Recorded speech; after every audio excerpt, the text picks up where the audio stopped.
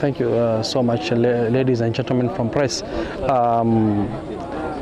I think the issue is a multi-sectoral approach. It's not just a single agency approach. It's a multi-sectoral approach, whereby we need to have NEMA on board, we need to have KWS on board, we need to have Ministry of Land on board. There are so many players in this particular exercise that we also need to have even the county government on board, because without the counties, without the support of counties, then we'll not be able to achieve, especially issues to do with sand harvesting. Sand harvesting is a serious issue, so I think it needs to be deregulated. We're not saying that our people should not harvest sand in these rivers, but it needs to be deregulated, whereby there must be some controls put so that it will not affect the velocity of the water in that particular river. You see the support of, if you look at counties like Makueni, they have set up certain regulations whereby we need to harvest this part of the river and this season, and then the other season you need to harvest the other side of the river. So such kind of arrangement which will help us actually to deregulate the sand harvesting and other human activities, especially upstream activities. Upstream activities are the ones that are causing a shortage of water downstream. So I think now we need to set up a multi-sectoral team that will work on that particular issue, so that to handle that issue once and for all. You know, the approach has been like a single agency approach. A single agency approach usually has deficiencies because there are boundaries, there are limits in terms of jurisdiction. You cannot handle this because this is supposed to be handled by this team, but once you have everyone on board, each stakeholder on board, then we'll be able to sort out those problems once and for all.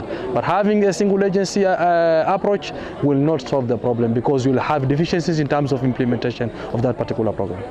We've had the government mention the mega dams that are going to be constructed, but we know it's something that's going to take quite a lot of time. Yes. Which now is the way forward as far as short-term solution, the water crisis in these regions is concerned? The water crisis now is to set up, for example, we have had the worst drought in 40 years. The short-term interventions that we had is that we have set up things in many Asal counties, water pans, these small water pans, small dams, yeah, and we have even deliberately gone to areas where we have lagers and set up small pans in those lagers.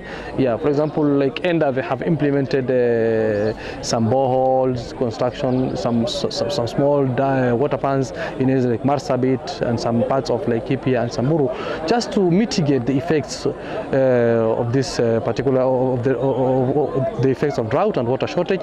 But the bigger picture is that we need to set up those mega dams that will help us sort problem of water once and for all.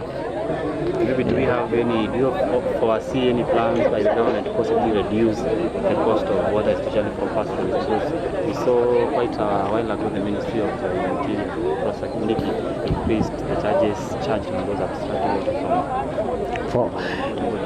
Yeah, I think the government has been, the focus of the government has been the last mile. The last mile has been